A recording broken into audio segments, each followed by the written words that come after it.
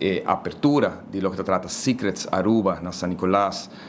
que está planeado para fim de ano aqui, caminho que promete três em campo na Lohabri. Me digo bisa, que para mim, naturalmente, está prazer, orgulho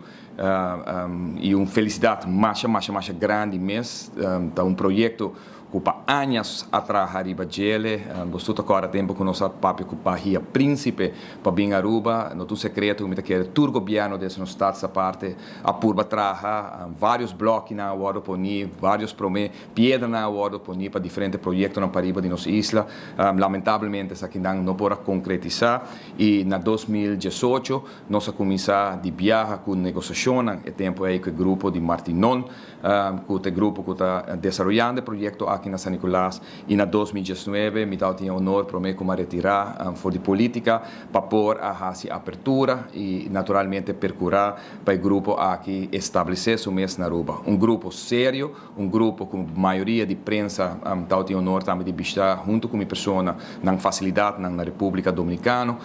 caminho com nós de seriedade, compromisso com a Aruba, projeto que praticamente ora está claro para arrancar de maneira você sabe na final de 2019, 3 lunas depois nós saímos de período de Covid, caminho que o projeto aqui atranca para mais que ano e meio, com toda a consequência que está outra tem, caminho com gasto de construção naturalmente a vira roupa mais grande, 30% para 40% mais caro,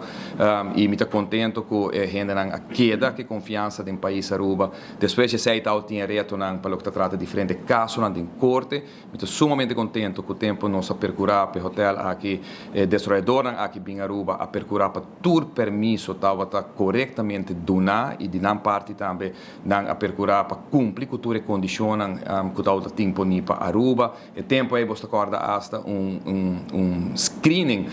completo agora assim do Banco Central, do VDA, me quero grupo com mais agora screen para mim que chega a Aruba e tudo isso aqui não passa e agora nós papia de uma abertura para projeto para San Nicolás que vai virar game changer para o povo de San Nicolás e para Aruba em geral para o que trata sua economia. E tempo é assim vários estudos a percurar de parte de PricewaterhouseCoopers como também de parte de Aruba Investment Bank para estudar agora assim que é spin-off effect também para San Nicolás e a economia do país Aruba.